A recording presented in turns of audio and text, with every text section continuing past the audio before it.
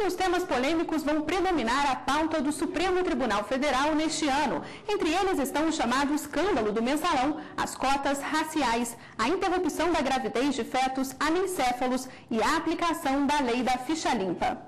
Em 2012, temas de grande relevância para a sociedade brasileira podem ser julgados pelo plenário do Supremo Tribunal Federal.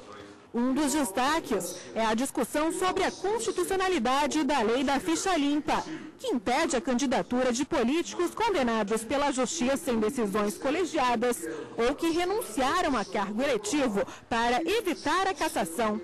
A legalidade de dispositivos dessa lei é questionada nas ações declaratórias de constitucionalidade 29 e 30 e na ação direta de inconstitucionalidade 4578.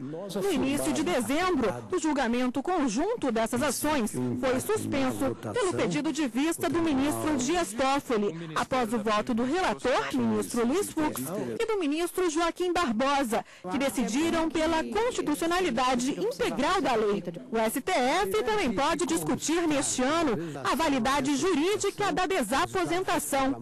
O assunto é discutido em 2 recursos extraordinários. Se a desaposentação for declarada válida, passará a ser permitida a conversão da aposentadoria proporcional em aposentadoria integral, por meio da renúncia ao primeiro benefício e do recálculo das contribuições recolhidas após a primeira aposentadoria. Outro processo que pode ser julgado neste ano pela Suprema Corte é a ação penal que ficou conhecida como processo do mensalão. Nele, o Ministério Público Federal aponta a existência de um suposto esquema de compra de votos no Congresso Nacional. O relator do caso, ministro Joaquim Barbosa, concluiu o relatório em dezembro e o encaminhou para o revisor, ministro Ricardo Lewandowski. O plenário da Suprema Corte também pode votar ações que discutem a constitucionalidade da reserva de vagas em universidades públicas por critérios raciais, as chamadas cotas. A questão foi debatida em audiência pública, realizada em fevereiro de 2010, e contou com a participação de especialistas de entidades governamentais e não governamentais. A lei seca, norma que proíbe a venda de bebidas alcoólicas à beira das rodovias federais ou em terrenos contíguos à faixa de domínio com acesso direto à rodovia, também pode ser discutida em 2012 pelo STF. A lei é questionada pela Associação Brasileira de Restaurantes e Empresas de Entretenimento, a Abrazel. O relator da ADI, ministro Luiz Fux, determinou a realização de audiência pública sobre a matéria, que será realizada ainda no primeiro semestre deste ano. Ainda em 2012, o STF também pode discutir a interrupção da gravidez em caso de fetos anencéfalos e a atribuição do Ministério Público para realizar investigações. E vamos conversar agora com a consultora da TV Justiça, Gisele Dantas. Gisele, boa tarde. Boa tarde, Letícia. A gente teve agora pela manhã a abertura do ano judiciário e à tarde já tem a primeira sessão. O que a gente pode esperar para esse ano? Bom, é importante mencionar inicialmente a composição completa da Corte. Eu acho isso um grande destaque que deve ser dado na medida em que, com a aposentadoria da ministra Ellen Grace, assumiu então na vaga a ministra Rosa Maria Weber e, a partir daí, os julgamentos polêmicos que estão previstos na pauta de julgamento das sessões plenárias do Supremo Tribunal Federal poderão, de fato, serem resolvidas sem o perigo de que haja empate, ou, pelo menos, com menor possibilidade de que haja empate. Então, a partir dessa composição, se espera que temas como nós vimos na reportagem da ficha limpa, sobre, em especial, tendo em vista que teremos eleições municipais já para 2012, então a necessidade de saber se todas aquelas hipóteses de inelegibilidade, efetivamente, elas se aplicam ou não, são efetivamente condições que impedem a candidatura de um candidato a uma determinada eleição.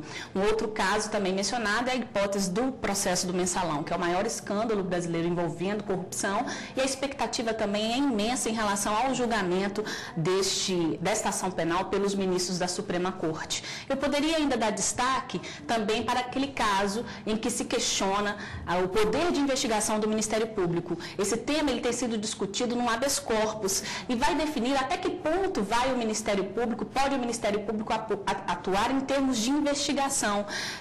De acordo com a Constituição Federal, se pode o Ministério Público ele mesmo determinar diligências e acompanhar essas diligências. Outro tema que a gente também poderia citar diz respeito à questão da classificação indicativa. O julgamento ele já se iniciou, mas não foi concluído.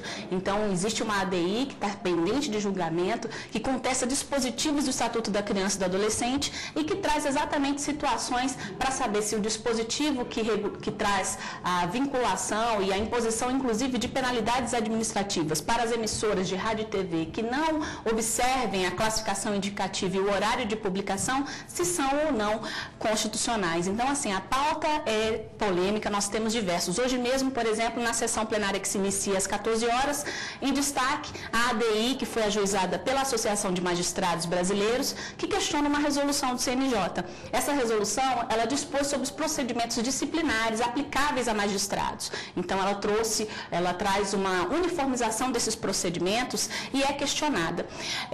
O ministro Marco Aurélio, em dezembro, ele chegou a dar uma liminar em que, parcialmente, ele concedeu tudo o que foi requerido pela Associação de Magistrados Brasileiros e suspendeu, em parte daquela resolução.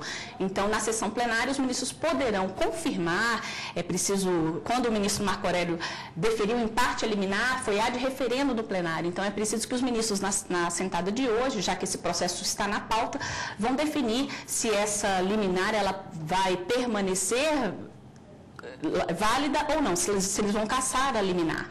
Em discussão é sobre a competência do CNJ para apurar as infrações disciplinares praticadas por magistrados. Se essa competência ela é subsidiária ou se ela é uma competência concorrente, ou seja, é preciso primeiro que as corregedorias dos tribunais atuem ou não.